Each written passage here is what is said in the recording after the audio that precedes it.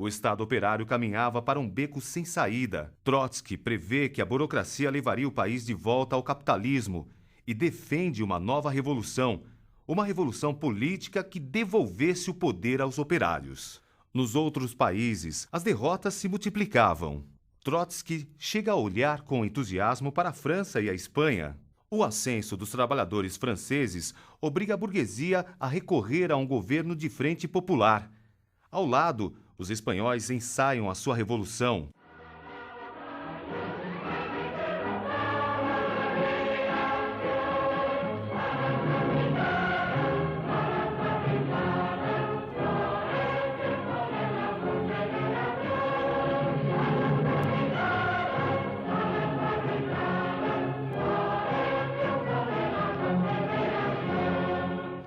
Voluntários de outros países viajam para lutar com os republicanos contra as tropas do general Franco. Mas a traição stalinista precipita a derrota. O destino daqueles anos estava de fato sendo decidido na Alemanha. A escalada nazista foi favorecida pela política irresponsável do Partido Comunista, que não se une à social-democracia para combater o nazismo. Em 1933, quando Hitler assume o poder, Trotsky responsabiliza Stalin por deixar o caminho aberto ao fascismo e afirma que o Partido Alemão e a Internacional estão mortos para a Revolução. Ascensão do nazismo, proximidade de uma nova guerra mundial, burocratização do Estado soviético, revoluções derrotadas. Por que Trotsky achava tão importante construir uma internacional em um cenário como este?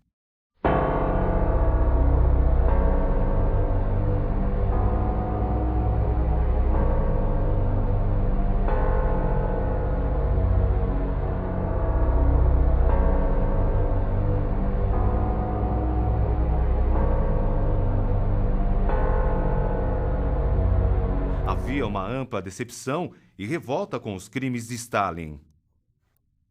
Equivocadamente, muitos concluíam que a burocracia era a continuação natural dos bolcheviques. Assim, acabavam por negar o próprio marxismo. A fundação da Quarta era o que poderia manter o elo histórico com o marxismo. Em 1938, a Quarta Internacional é criada. A conferência na França, perto de Paris, aprova o Programa de Transição e um manifesto contra a guerra imperialista. A reunião dura apenas um dia, 3 de setembro, devido ao perigo de ataques do stalinismo. Todos estavam sendo perseguidos. O próprio Trotsky não pôde comparecer à reunião devido ao grande risco de ser assassinado. Naquele mesmo ano, seu filho Sedov, responsável pelo boletim da oposição de esquerda, seria morto por agentes de Stalin.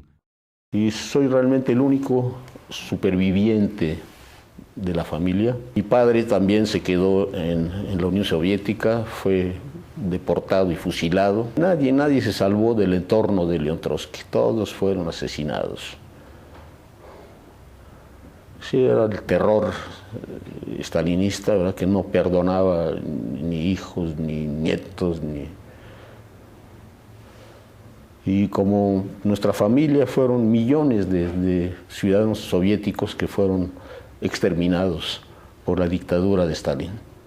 Na reunião da Quarta Internacional, participaram delegados da União Soviética, Inglaterra, França, Alemanha, Polônia, Itália, Grécia, Brasil, Holanda, Bélgica e Estados Unidos.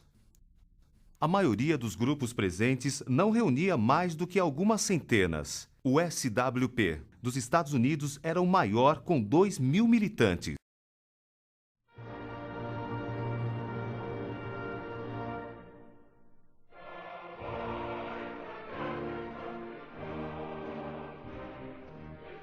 A conferência homenageia os mártires mortos pelo stalinismo e pelo fascismo e os milhares de presos políticos.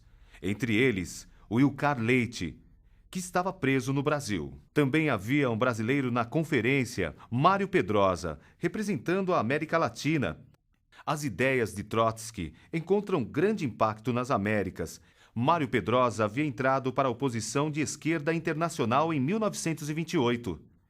Ele viajava para a Rússia, mas fica doente na Alemanha. Toma contato com textos de Trotsky e desiste da viagem.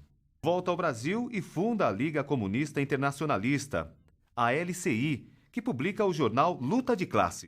Em São Paulo, dirige a Federação dos Gráficos e parte do movimento operário da cidade. Eles foram responsáveis por um dia histórico do movimento operário brasileiro. Em 7 de outubro de 1934, expulsaram os integralistas de São Paulo. Depois da grande batalha que toma conta da Praça da Sé, cerca de 8.000 integralistas fogem, na que ficou conhecida como a Revoada dos Galinhas Verdes. O trotskismo no Brasil ainda vai reunir outras importantes lideranças, como Fúvio Abramo, Aristides Lobo, Hermínio Saqueta, Lívio Xavier e o gráfico João da Costa Pimenta.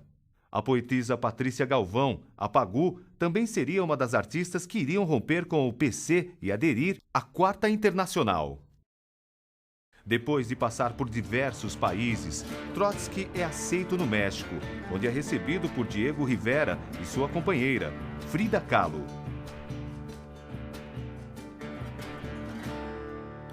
Trotsky é assassinado por Ramon Mercader, um agente do stalinismo que se infiltra em sua casa e conquista a confiança a partir do relacionamento com a trotskista Sylvia Guello.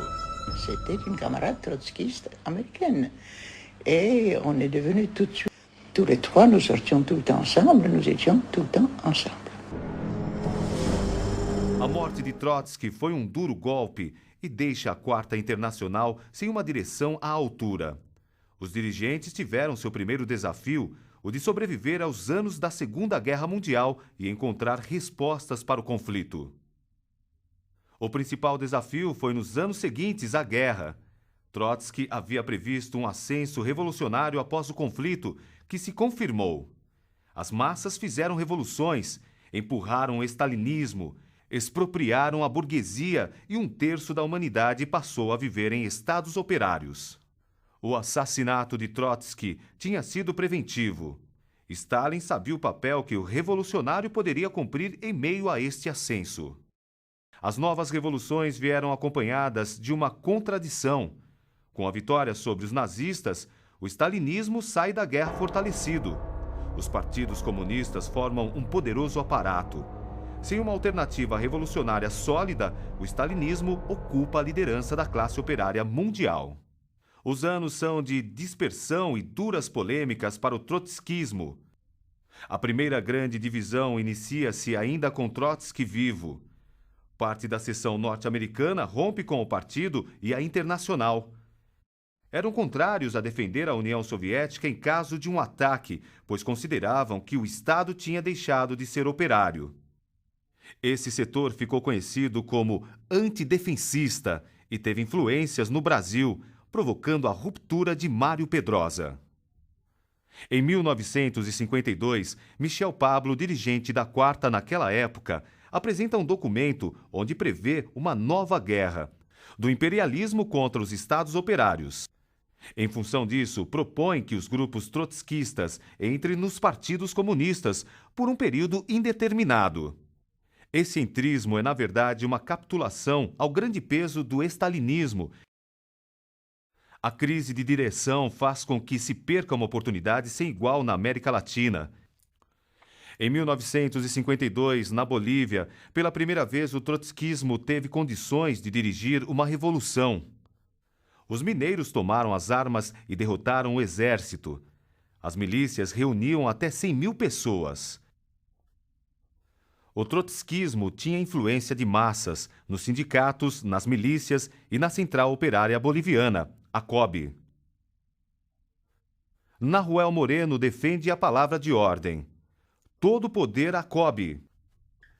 Mas o secretariado da Quarta Internacional, com Pablo e Ernest Mandel, orienta os trotskistas a apoiarem o governo nacionalista burguês.